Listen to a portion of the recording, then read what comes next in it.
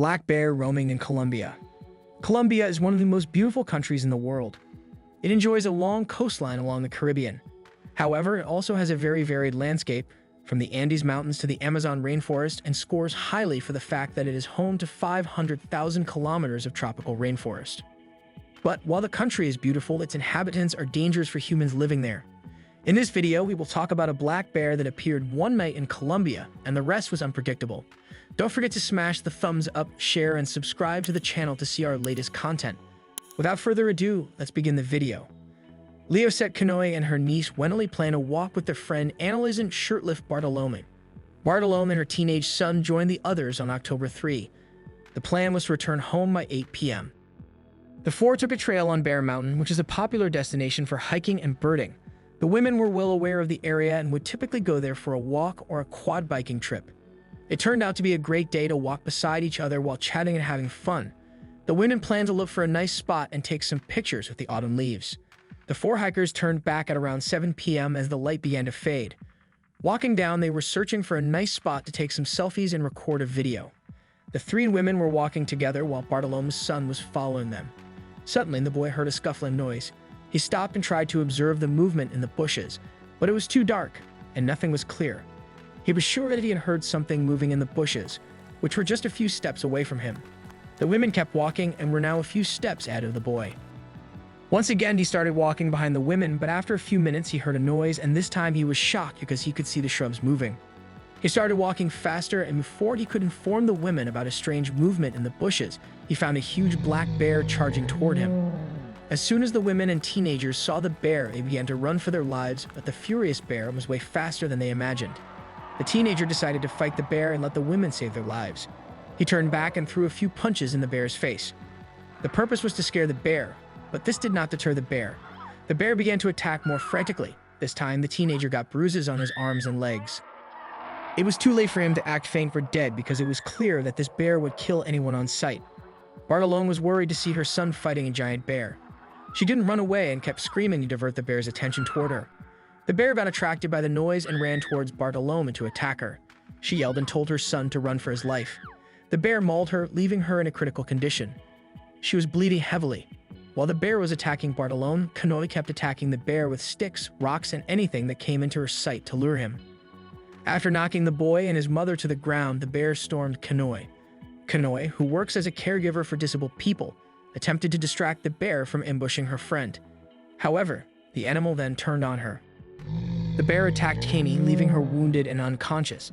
Bartolome's son then hit it with a large stick, stunning the bear momentarily before it continued on its path of attack. Wenely and Bartolome's son tried to lure the bear, but it wasn't ready to retreat. Wenely and Bartolome's son had no choice but to run and save their lives.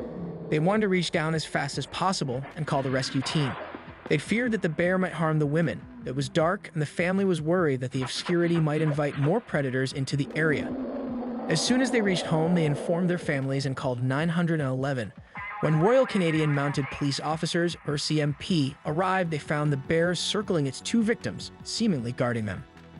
The bear wasn't expecting many people and began feeling threatened. But despite running away, it tried to harm the woman lying unconscious on the ground. Several attempts were made to scare the bear off, however, it remained and would not leave the vicinity of the victims. Before it could attack them again, the police officers shot and killed the bear. This helped the rescue team retrieve both women. Both women were in miserable conditions and needed urgent medical attention. South Peace Search and Rescue volunteers helped transport the women out of the bush to paramedics. Kanoe was shifted to the Edmonton Royal Alexandra Hospital, nearly 600 kilometers away. Kanoe was in bad condition. The bear bit her on her arms, head, back, and ear. The maiming injuries were so severe that she needed less than 6 hours of surgery. Ms. Kanoe remains sedated and is on a ventilator. Doctors believe she still needs a few months to recover fully. Bartolome was airlifted to Vancouver. Bartolome got a bit stable after receiving medical care, but still remains in critical condition at an ICU in Vancouver. Doctors say that Bartolome's left arm was severely affected by this attack, and she has a 50% chance of losing her arm. She was also infected due to multiple lacerations running up and down her body and across her scalp. After 2 months, their families still pray for both women's recovery. With every passing day, their condition is becoming more unpredictable. Bartolome and Kanoe have proven their friendship. Kanoe jumped into the scene to battle the bear despite knowing that the bear may kill her or leave her in a deteriorating condition. She wanted to save Bartolome and both teenagers. Bartolome and Kanoy are members of the Filipino community based out of Dawson Creek and are described as both being members of their local churches. Their friends and families are now raising funds that will go towards covering the lost income and travel fees for visits with Bartolome, her husband, and their 2 teenage sons.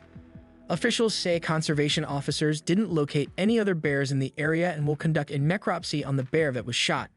The Conservation Officer Service (COS) said when the group turned to run, the bear pursued them, attacking one of the women and injuring a second woman and a teenage boy who tried to help. Gary Hansen, Kanoy's devastated husband, said that he's haunted by the thought the bear was guarding his catch his next meal. Hansen told, "She's my gift from God. It's horrific to see my wife like that. The bear chewed her up bad." He said that he's unable to hold his beloved wife's hand as she lays in the hospital because her limbs are so badly mauled. Weneli Kanoy, who was with her aunt when she was attacked, wrote on social media after the ordeal, "Most of the time I'm spaced out because of what happened.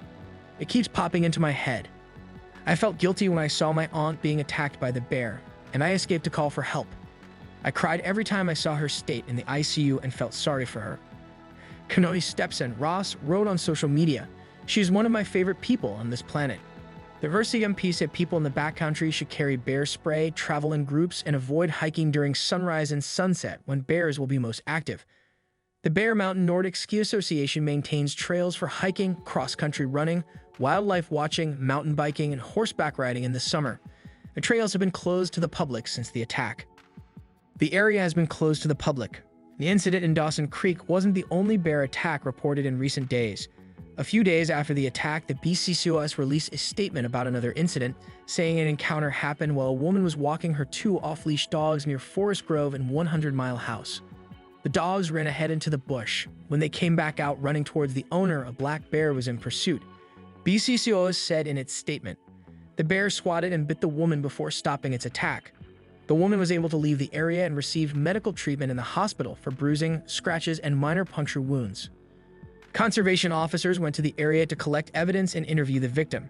The agency concluded its investigation, saying the attack appeared to be defensive and involved Iso and her cub. As a result, conservation officers won't attempt to capture or kill the bear involved. Warning signs have been posted in the area and nearby residents have been informed of the incident, the PCCOS statement said. Conservation officers say those in bear country should take precautions when adventuring outdoors, like making noise, staying in groups, and carrying bear spray. In the first 8 months of the year, conservation officers have received more than 16,300 calls about black bears, provincial data shows. Officers attended about 9% of those calls in person. From January through August, 288 bears were killed by conservation officers. 4 were relocated. Officers will continue regular sweeps of the area to monitor the bears. The attacks follow a period of prolonged drought that affected salmon runs across British Columbia. A lack of food could increase aggressive behavior, but it's difficult to make a definitive connection with so many factors at play. This year, more bears have been reported in Squamish, which could intensify territorial behavior. No one knows the specific factor that will be ultimately responsible for those attacks. People in Columbia Falls, particularly on the east side of town, are urged to secure garbage, chicken coops, pet foods, and fruit trees after several reports of a large female grizzly roaming the Council Bluffs neighborhood. The bear, based on reports from Columbia Falls Police, weighs between 400 and 500 pounds. People are urged to keep their garbage inside until pickup day. Those walking in Rivers Edge Park are asked to carry bear spray. Some people have been storing garbage inside motor vehicles, which is a bad idea, particularly on hot summer days. Stay safe, Columbia. That's a wrap for today. Don't forget to smash the thumbs up, share, and subscribe to the channel to see our latest content.